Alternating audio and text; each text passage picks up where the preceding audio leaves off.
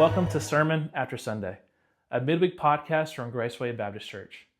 These short episodes are meant to help Sunday's message stay with us throughout the week, not just in the room on Sunday morning. So whether you're driving, working, or just taking a moment to breathe, we're really glad you're here. Let's take a few minutes to let Sunday's message keep working in us. If you're with us this past Sunday, we walked through James chapter 2, verses 1 through 13 and focused on being a community of faith without favoritism. Today, we'll be reading James 2, verses 1 through 4, and I'll be reading from the Christian Standard Bible. My brothers and sisters, do not show favoritism as you hold on to the faith in our glorious Lord Jesus Christ.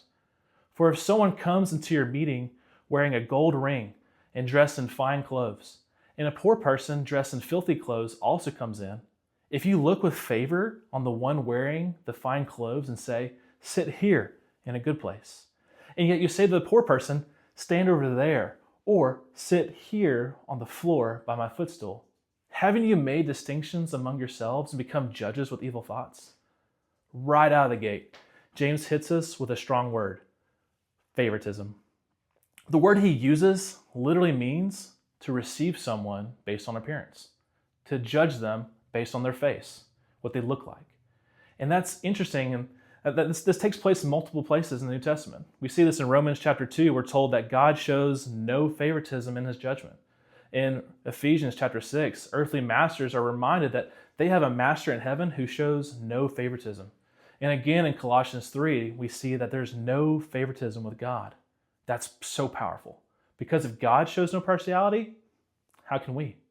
At Graceway, as a part of the culture we're building here, we talk all the time about living in the way of grace and showing the way to grace. Our heartbeat comes straight from John chapter 1, verse 14, describing Jesus who is full of grace and truth.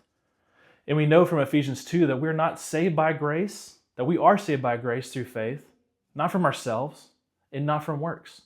And if Jesus tells us in John 14:6 that he is the way, so church family, if we don't tell people the way, show people the way, how will they know?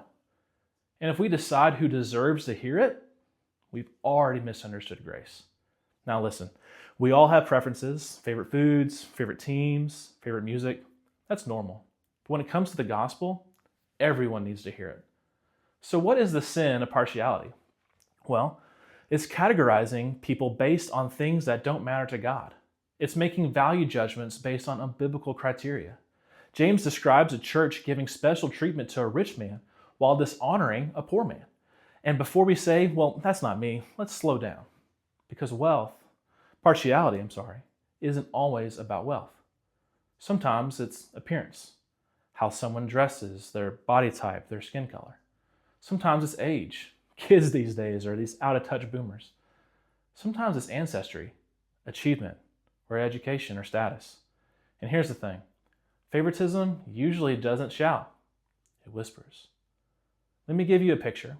Imagine a successful local business owner walks into our church, someone whose name is on the stadium scoreboard and who could easily fund the next youth trip. Then imagine a struggling young man walking in. He's wearing a tattered hoodie and he looks like he hasn't slept, and honestly, he smells a bit like cigarettes. Who do you instinctively gravitate towards? To whom do you give your best smile, your longest handshake, open up the seat next to you? Is it the rich man? Because getting closer to him could benefit you in some way? Or because maybe that poor man makes you feel a little uncomfortable?